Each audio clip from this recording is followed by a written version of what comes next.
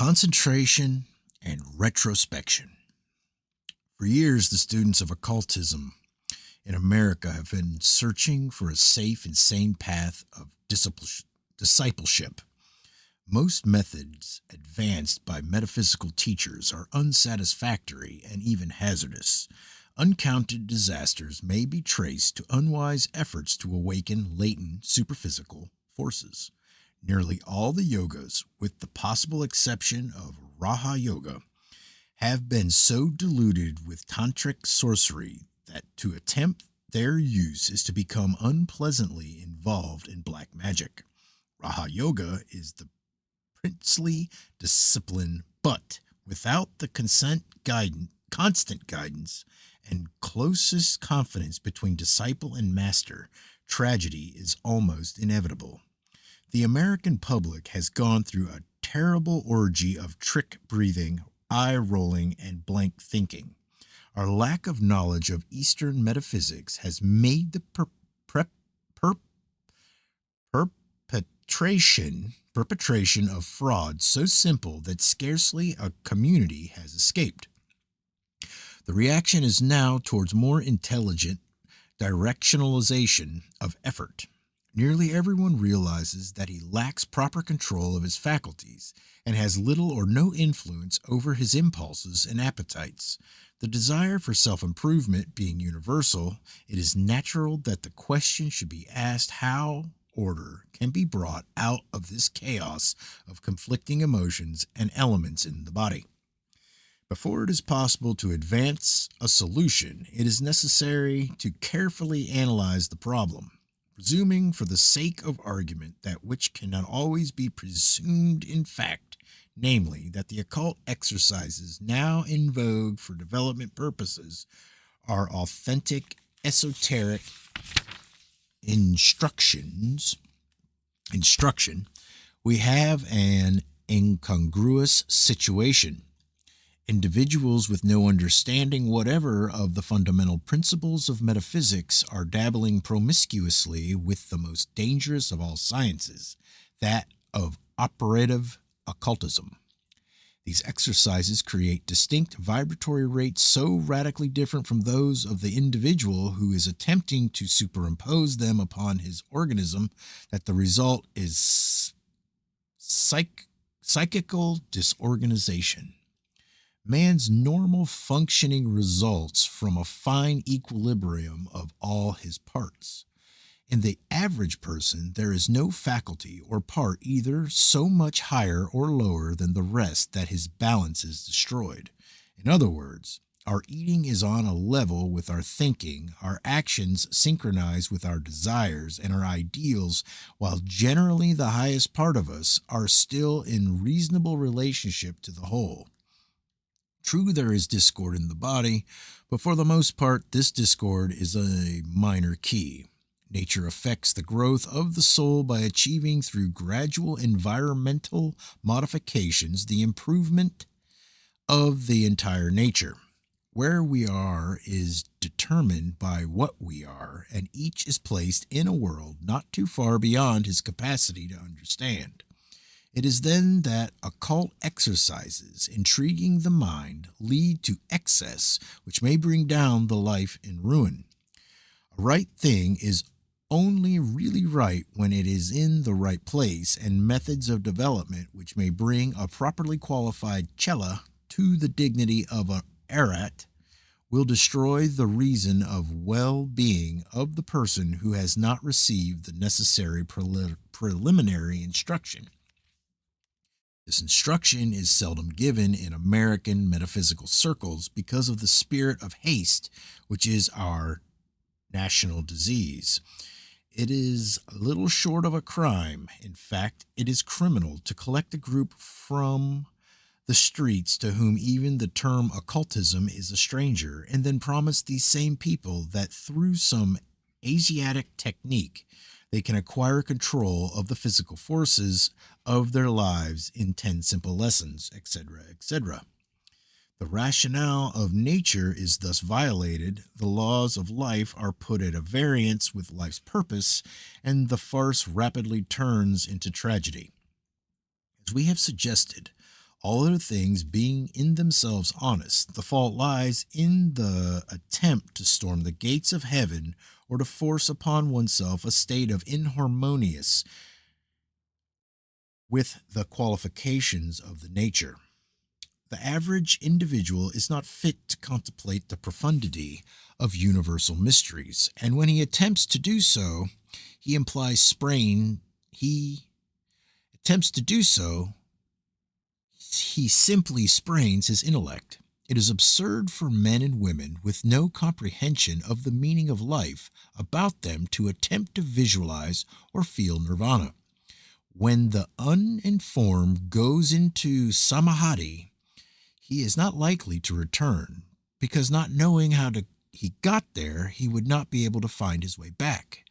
Metaphysical distances and intervals are very real, and it would be easier for a small child lost in the heart of Africa to find its way to civilization than for an unqualified student to return from those invisible worlds which are separated from this earth by immense intervals of quality and consciousness.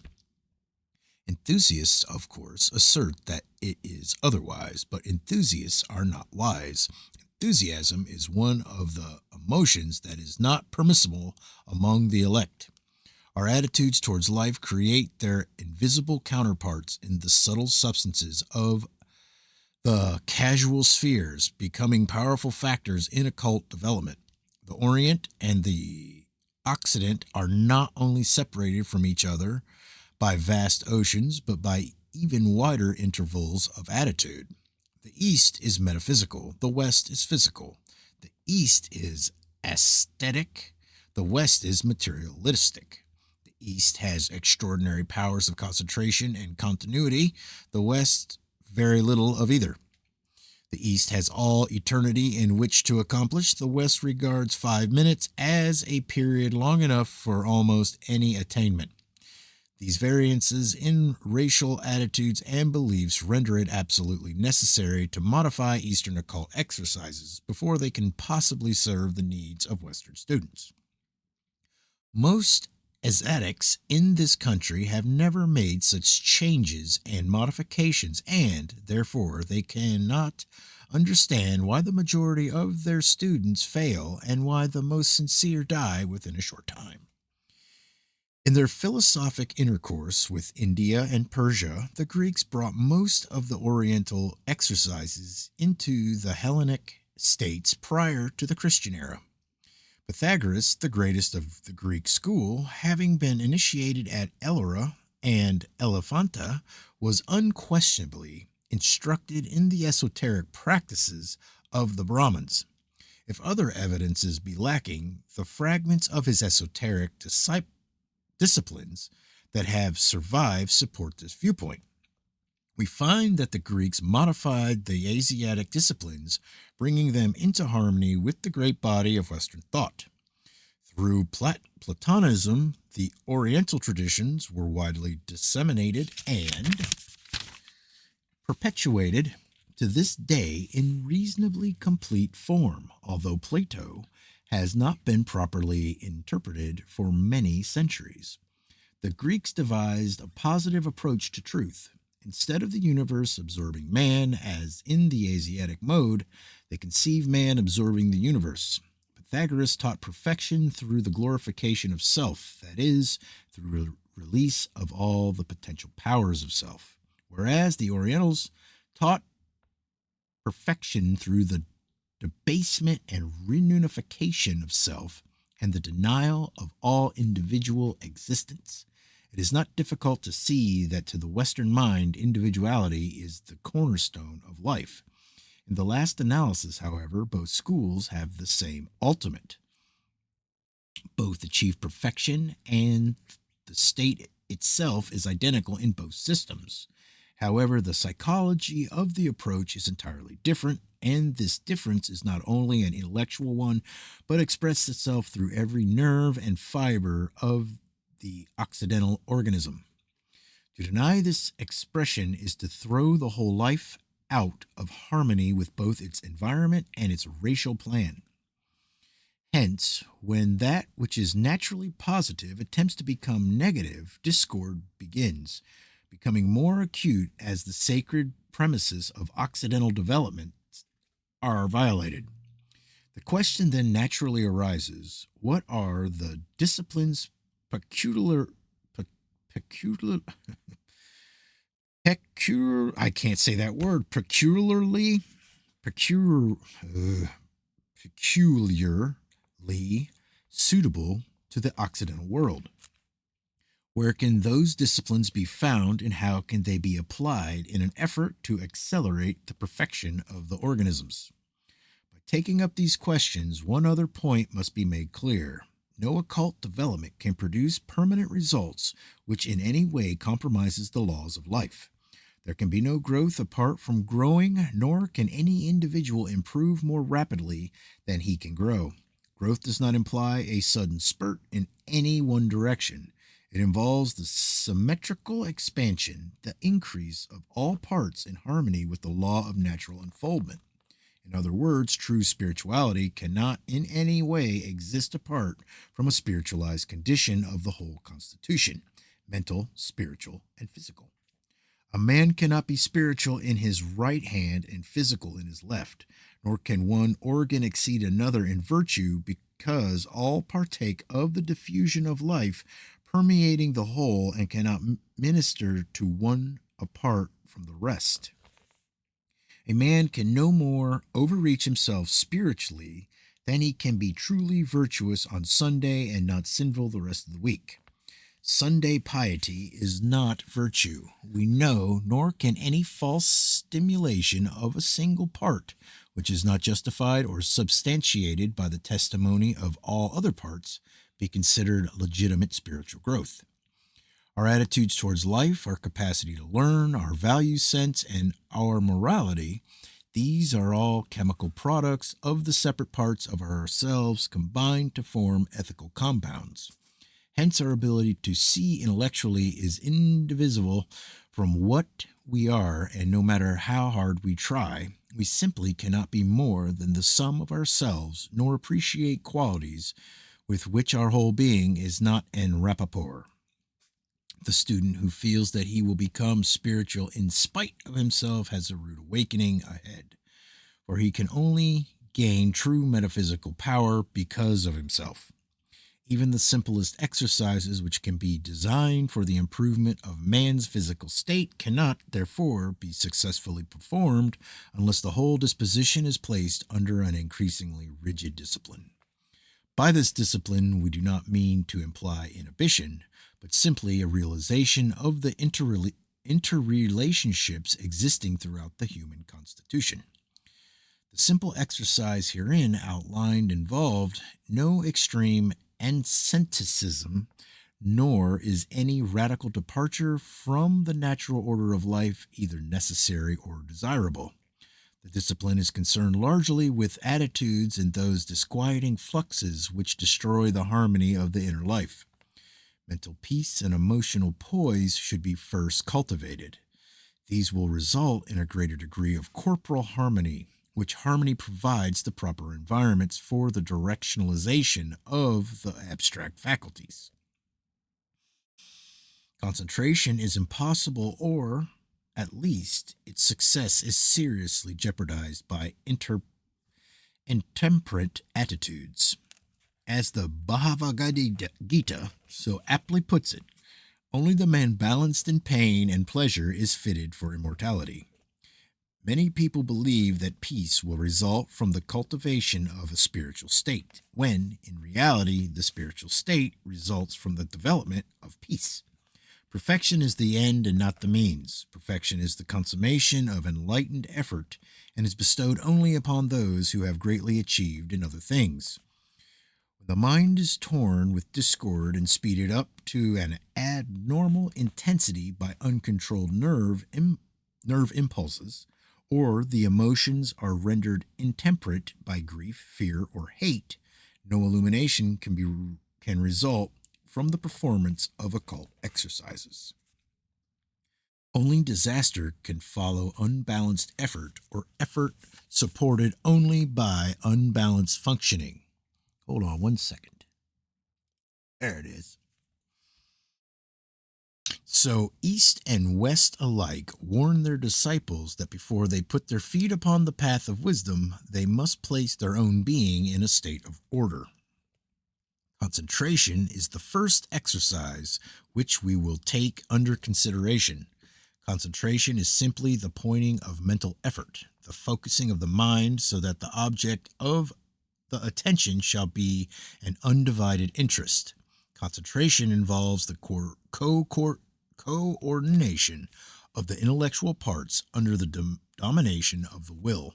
The function of the will being to contribute intensity and continuity to mental effort. The average person has poor continuity. He cannot carry a train of thought to its logical destination. In other words, he cannot think things through. Impulses foreign to the subject intrude themselves and the sequences are lost. The untrained man is also superficial as to the degree of his mental effort. His thoughts are not sharply delineated nor given proper values, but are so blurred or slurred that they produce little, if any, effect upon his code of action. The purpose of concentration is to begin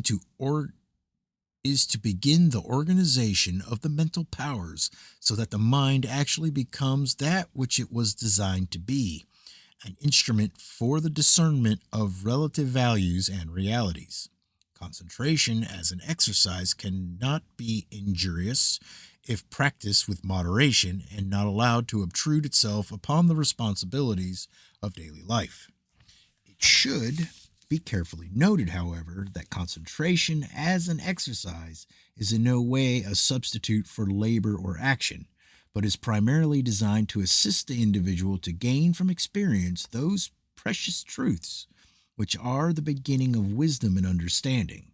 In approaching the practice of concentration, it is first necessary to remove the sense of effort involved. For effort brings with it tension, and this tension, instead of clarifying the mind, upsets the nerves and often results in serious discomfort. Man is a bundle of tensions.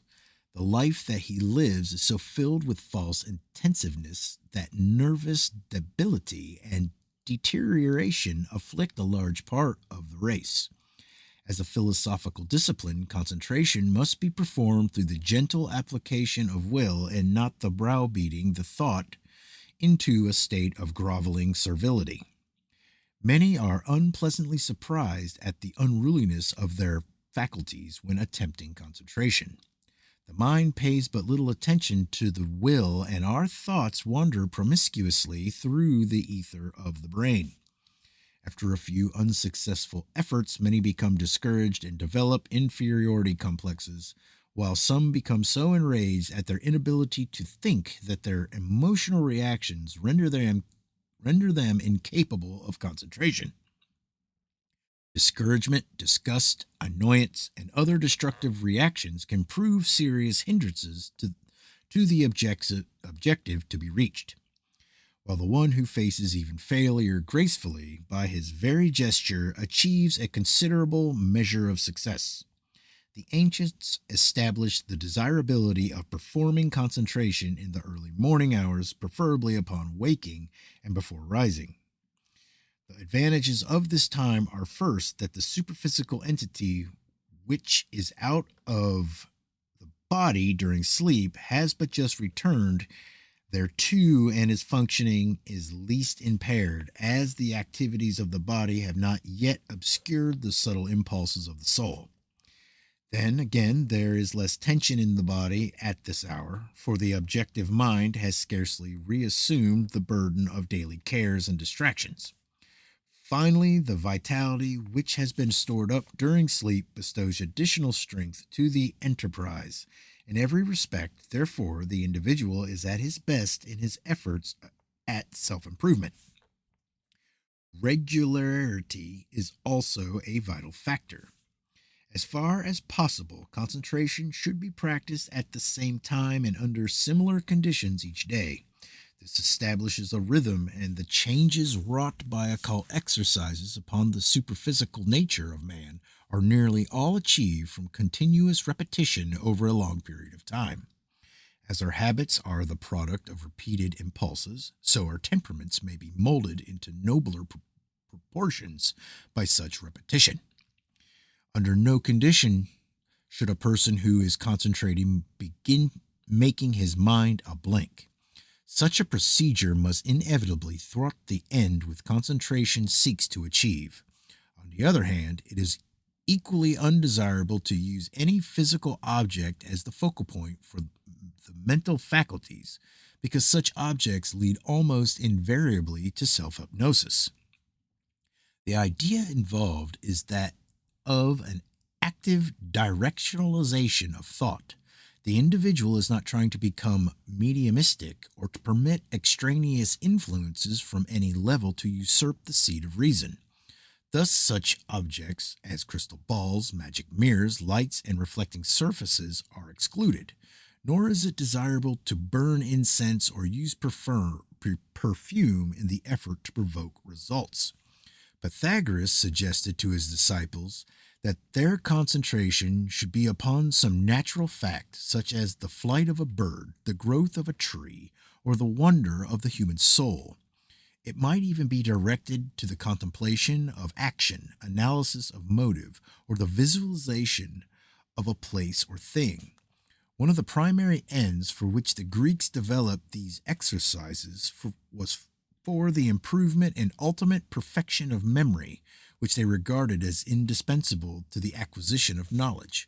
By memory, however, they intimated a faculty which not only perpetrated the forms and circumstances, but also analyzed motive and causation, so that the incident in all its aspects could be recalled at will by the mind for analysis by the reason of the values involved. The average person, when beginning the practice of concentration, will have the greatest measure of success if he will start by visualizing some simple, familiar object which involves the elements of symmetry, beauty, and high symbolic significance. The lotus blossom or some other beautiful flower would be appropriate. Flowers bring a reaction of peace, and nearly every temperament responds constructively to the beauty which they have captured in their parts and colors.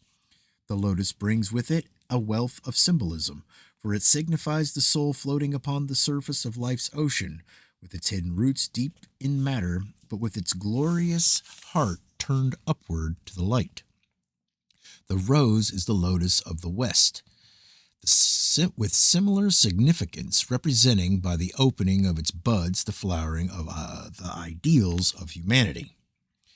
Having chosen some such appropriate figure, the mind should be given the task of envisioning it, and the practice continued until the image can be invoked at pleasure and held for an indefinite period of time. It may require from 2 to 5 years of daily concentration to capture the elusive shape and hold it securely. But the strength bestowed by this exercise upon the faculties is of inestimable value. The flower should be envisioned as about 2 feet in front of the face, hanging as it were in space, and after the concentration is sufficient to retain it there, the blossom may be given animation, opening from a bud to a full-blown state. At the same time that the faculties of visualization are projecting the outer semblance of the flower, the mind should be contemplating the qualities of the plant and seeking to fathom the universal mysteries revealed through the blossom structure. Under normal conditions, a beginner will not be able to perform this feat with any marked measure of success. If he can retain the image for 20 seconds, he may consider himself as unusually successful. Within 6 months to a year, however, he should be able to lengthen the time to a full minute. Under no condition or at any time should the exercise be extended, however, beyond 5 minutes. The average person cannot concentrate for a full 5 minutes upon any subject or object without seriously depleting the mental energies. One particular bit of advice should be borne in mind. When in the process of concentration, the image has been created and then some disturbance destroys it, Do not attempt to force it back, but consider the attempt finished for the day and never perform the exercise more than once a day. Most of the unpleasant effects of concentration result from the effort to bring back through willpower and force the fleeting shape of the object. This is always disastrous and is the real reason for the nerve fag of which many people complain who have attempted concentration. I bet that's supposed to be fog. Nerve fog, but it says fag, of which many people complain who have attempted concentration. Without long practice to strengthen the faculties, all occult exercises should be performed sparingly, always aiming to do